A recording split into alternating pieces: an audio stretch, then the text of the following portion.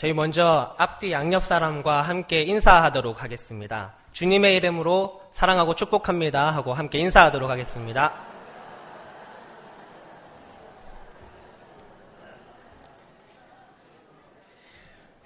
네, 감사합니다. 방금 한 인사같이 따스한 오후를 주신 하나님께 감사를 드립니다. 오늘은 재물이 많은 청년에게 하신 말씀이라는 제목으로 하나님의 말씀을 선포하겠습니다. 사랑하는 성도 여러분, 정말 반갑습니다. 저는 11월부터 초등부 담당으로 섬기게 된 윤정용 전도사, 교육전도사입니다. 성도분들의 많은 기도를 부탁드립니다. 그리고 이렇게 좋은 곳에서 섬기게 해주신 하나님께 감사를 드립니다. 오늘은 제가 최근 가장 많이 묵상하고 있는 말씀을 가지고 설교를 준비하였습니다.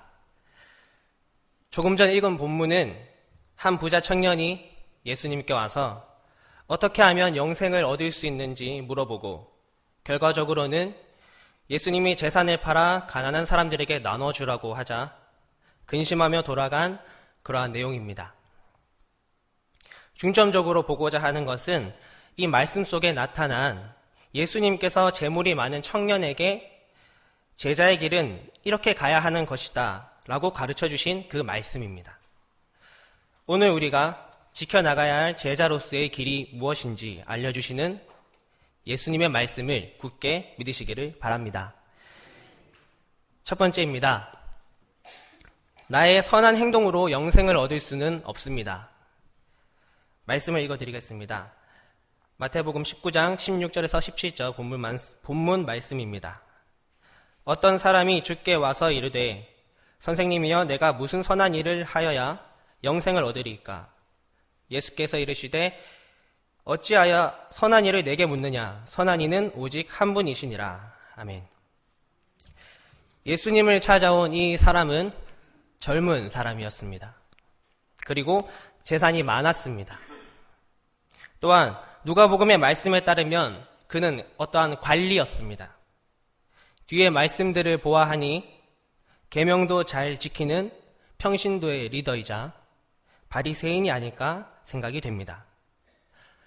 이 청년을 오늘날 한국교회로 데려온다면 젊은 청년이면서 사회적으로도 좋은 직장을 가지고 또한 재산도 가지고 있으며 교회도 잘 다니는 그런 젊은 리더의 모습이 아닐까 생각합니다.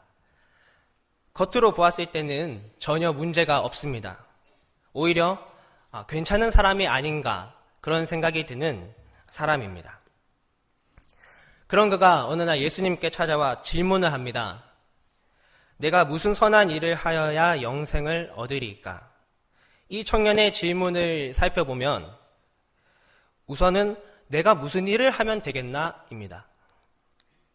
자신의 젊음과 지위와 재산이 있으니 그는 아마 혈기가 있었고 자신감이 있었을 것입니다. 마치 내가 다 할 수 있어요 라는 그런 느낌의 말입니다. 그리고 그는 선한 일을 행하면 영생을 얻을 수 있다고 생각합니다.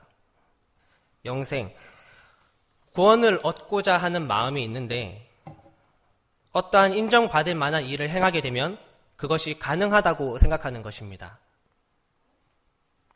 예수님은 그때 그가 착각하고 있다는 것을 말해주십니다. 어찌하여 선한 일을 내게 묻느냐? 선한 이는 오직 한 분이시니라. 선한 이는 오직 하나님이시라고만 얘기하십니다. 우리는 선과 악을 구별할 수 있다고 생각하지만 사실 하나님이 생각하시는 일과 하나님의 계획이 무엇인지 알지 못하는 피조물입니다. 내가 생각하기에 이것이 옳고 선한 일이라고 생각하지만 조금만 돌아보면 그렇게 옳고 좋은 일인데도 누군가에게는 상처가 되는 일이 허다합니다. 사랑하는 성도 여러분, 우리는 모든 것을 하나님께 맡기자고 말합니다. 그런데 조금 열심을 내다보면 어느 순간 하나님이 주신 일에 자기의 의가 들어가 있습니다. 하나님의 사역에 기도가 아닌 나의 의가 들어가는 순간 이후에 나타나는 영광은 나의 영광이 되고 마땅히 종된 자의 신분은 잊어버리게 됩니다. 또한 구원은 자기 힘으로는 얻을 수가 없는 것입니다. 예수님은 어떤 일을 해야 영생을 얻을 수 있냐는 질문에 결코 선행으로는 구원에 이를 수 있다, 이런 이야기를 하지 않으십니다. 로마서 1장 17절에서 사도 바울은 기록된 바 오직 의인은 믿음으로 말미암아 살리라 라고 이야기합니다. 또 로마서 3장 24절에서 우리가 하나님의 은혜로 값없이 의롭다 하심을 얻은 자 되었다고 이야기하였습니다. 사랑하는 성도 여러분, 구원은 내가 얻는 것이 아닌 믿는 자에게 주시는 하나님의 은혜임을 믿으시기 바랍니다. 또한 나의 판단을 믿기보다 선하신 하나님만 의지해야 함을 믿으시길 바랍니다. 두 번째입니다. 생명을 위해 계명을 지키고 점검해야 합니다. 말씀을 읽어드리겠습니다. 본문 19장 17절 후반부입니다.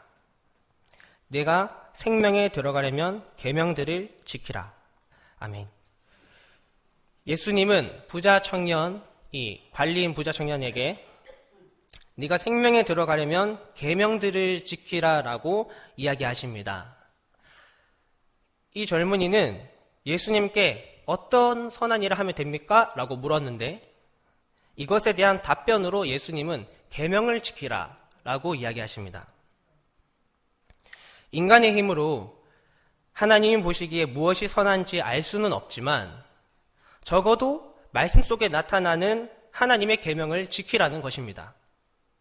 계명을 지키는 것은 하나님의 선하심을 따라가는 행동이 될 수 있습니다. 예수님은 결코 율법이 필요 없다라고 하지 않으셨습니다. 오히려 율법을 완성하시고 우리가 율법을 잘 지켜야 함을 이야기하셨습니다. 계명만을 지키는 것이 우리에게 구원을 줄 수는 없지만 이것이 하나님에 대한 믿음의 표현이 될 수는 있습니다. 그리고 조금 특징적인 것은 우리는 때로 계명을 잘 지키고 있다고 착각하는 것입니다. 예수님은 이 부자 청년에게 계명을 지키라고 이야기하시는데 이상하게 10계명 중 앞부분 하나님에 대한 것은 빼고 뒷부분의 계명들과 내 이웃을 내 몸과 같이 사랑하라는 말씀을 하십니다. 왜냐하면 사실 부자 청년은 이미 첫 번째 계명을 지키지 못하고 있다는 것을 주님이 아셨기 때문입니다. 하나님 외에 다른 신을 두지 말라고 하셨고 어떠한 우상도 섬기지 말라고 하셨지만 사실 이 청년은 이미 제물이라는 신과 우상을 섬기고 있었습니다. 예수님이 제시하신 후반부의 계명, 이것은 제대로 교육받은 유대인의 가정에서 길러진 사람이라면 충분히 지킬 수 있는 것들이었습니다. 그러나 이 후반부의 계명들조차도 사실은 모두 이루어지고 있다 얘기할 수는 없습니다. 그것은 이제 이어질 예수님이 제안하시는 말에 의해서 모두 밝혀지게 됩니다. 사랑하는 성도 여러분, 계명, 곧 하나님의 말씀을 잘 지키면서 살아가고 있는지 한번 점검을 다 같이 해보셨으면 좋겠습니다. 그런데 점검을 할 때 우리가 관념적으로 막연하게 점검을 하여서는 안 될 것입니다. 내가 예배를 잘 드리고 있는가? 또 오늘 하루 난 기도를 얼마나 하였는가? 이러한 질문을 스스로에게 던질 수도 있지만 그것보다 더 나아가서 하나님의 계명인 성경을 읽고 그 읽은 부분 성경의 내용이 무엇인지 알고 그것에 나를 대어보고 점검해 보아야 합니다. 생명을 얻기 위해 우리는 말씀과 계명을 따라야 합니다. 그리고 그 길에서 벗어나 있지는 않은지 하나님 앞에 점검해야 함을 믿으시기를 바랍니다. 세 번째입니다. 예수님을 따라가기 위해 말씀을 실천해야 합니다. 말씀을 읽어드리겠습니다. 본문 19장 21절에서 22절 말씀입니다. 예수께서 이르시되 네가 온전하고자 할진대 가서 내 소유를 팔아 가난한 자들에게 주라. 그리하면 하늘에서 보화가 내게 있으리라. 그리고 와서 나를 따르라 하시니 그 청년이 재물이 많으므로 이 말씀을 듣고 근심하며 가니라. 아멘. 이 청년은 계명을 다 지켰다고 생각하지만 무엇인가 부족하다는 것을 알았습니다. 그래서 예수님께 다시 물었습니다. 이것이 다입니까? 그러자 예수님이 정말 중요한 핵심을 찌르십니다. 그것은 바로 우상을 버리고 하나님만 사랑하며 겉으로만 지키는 것이 아닌 진정한 이웃사랑을 실천하라는 것이었습니다. 아까도 말했듯이 후반부의 계명은 교육을 받은 유대인은 다 지키는 그러한 것들이었습니다. 그리고 바리새인들은 기본적으로 가난한 사람을 일정량 돕는 것이 관습이었습니다. 사실 그 청년이 행했던 계명을 지키는 것과 모든 선해 보이는 행실들은 자기 자신을 위한 것이었습니다. 그렇기에 그는 자신감이 있었고 당당했습니다. 그러나 예수님이 재산을 버리라 하고 그것을 모두 다른 이들에게 나누어 주라고 했을 때에 그는 근심으로 돌아섰습니다. 실천하지 못한 것입니다. 이것입니다. 예수님이 정말로 바라시는 것은 우리가 교회 안에서 마땅히 지킬 것들을 지키면서도 동시에 삶 속에서 하나님의 말씀을 정말 실행하며 살아가야 한다는 것입니다. 사랑하는 성도 여러분, 이 젊은 청년의 모습이 우리에게도 나타날 때가 있다고 생각합니다. 우리는 교회를 다니고 많은 말씀들을 듣습니다. 계명을 알고 지키자고 말을 합니다. 하지만 실질적으로 또한 구체적으로 예수님이 우리에게 말씀의 실천을 제시하실 때 우리는 근심으로 돌아서고는 합니다.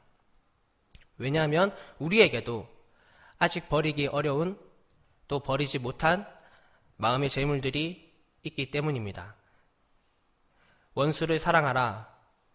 오른뺨을 맞으면 왼뺨을 돌려대라. 속옷을 구하는 자에게 겉옷을 내어주고 누가 오리를 같이 가져가면 심리를 같이 가주라. 원수를 사랑하고 남의 티를 보지 말고 자신의 들보를 보라. 와 같은 말씀들이 있습니다. 이 말씀들이 나오는 산상수훈만 보더라도 예수님이 우리에게 제시한 제자도의 길이 많이 있습니다. 그런데 우리의 모습을 깊이 들여다보면 입술로는 주여 주여라고 말하지만 하나님의 말씀대로 진정으로 행하는 모습은 많지 않음을 깨닫게 됩니다. 최근 뉴스에서는 안타까운 소식들이 많이 들립니다. 한 나라를 담당한 대통령이 직분을 온전히 감당하지 못하고 국민들의 지탄을 받고 있습니다. 많은 사람들이 이에 대하여 분노하고 있습니다. 그러나 우리가 이것을 무엇라고 하기 전에 그리스도인들은 각자가 하나님이 주신 세상의 빛과 소금으로서의 직분을 온전히 감당하고 있는지 먼저 돌아보고 기도해야 할 것입니다. 우리가 세상의 빛과 소금으로서의 역할을 다한다면 반드시 하나님이 우리나라를 지켜주실 것입니다. 사랑하는 성도 여러분, 우리 모두가 자신을 돌아봤을 때 저 젊은 부자 갈릴레아 같은 모습을 가진 것이 느껴진다면 우리가 함께 회개하여야 합니다. 예수님이 정말 바라시는 것은 말씀을 실천하여 제자의 모습을 세상 속에서 나타내는 것임을 믿으시기 바랍니다. 이제 말씀을 정리하겠습니다. 우리는 스스로 구원을 얻을 수 없고 하나님이 바라시는 선악도 명확하게 구분할 수 없습니다. 그래서 우리는 생명을 얻기 위해 늘 자신을 돌아보면서 겸손히 말씀을 지켜나가야 할 것입니다. 그리고 이제 우리 마음의 모든 우상은 내려놓고 예수님이 원하시는 일들을 행하며 나아가야 할 것입니다. 사랑하는 성도 여러분, 예수님은 나를 따르려거든 자기 십자가를 지고 따르라고 말씀하셨습니다. 오늘 본문에 젊고 재물이 많던 청년에게 하신 말씀은 의미적으로 이 말씀과 똑같은 것입니다. 자기 십자가에 자기가 가진 우상을 못 받고 예수님을 따르라고 말씀하신 것입니다. 예수님의 말씀을 따라서 이제는 더 이상 이 부자 청년같이 사는 것이 아니라 나의 죄를 십자가에 못 박고 예수로 삶을 살아가는 예수님이 가장 기뻐하시는 모든 남부 가족 성도분들이 되시기를 예수님의 이름으로 간절히 소망합니다.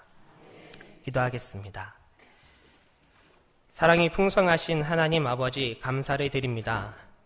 오늘 이렇게 우리가 하나님 앞에 예배를 드릴 수 있음에 감사를 드립니다. 주님, 우리에게 하시는 이 말씀을 지켜 행할 수 있도록 도와주시옵소서. 우리로 하여금 오직 주님만 믿고 따르게 하여 주시고 날마다 주님 말씀 묵상하며 나 자신을 돌아보게 하여 주시옵소서. 이 땅 가운데 많은 사람들은 생명을 찾고 있습니다. 교회가 그리스도의 집으로서의 역할을 감당해야 할 때입니다. 교회 안과 교회 밖에서 우리의 몸과 마음이 그리스도의 향기를 낼 수 있도록 도와주시옵소서. 젊은 부자 청년처럼 우리가 가진 마음의 우상이 있다면 속히 내려놓을 수 있도록 도우시고 우리의 인생을 주님께 온전히 맡길 수 있도록 도와주시옵소서. 한 주 동안 사랑하는 모든 우리 교회의 지체들이 감사와 은혜로 살아갈 수 있기를 간절히 소망합니다. 늘 우리를 돌보아 주실 줄을 믿으며 모든 마음 다해 살아계신 우리 주 예수 그리스도의 이름으로 기도드립니다. 아멘.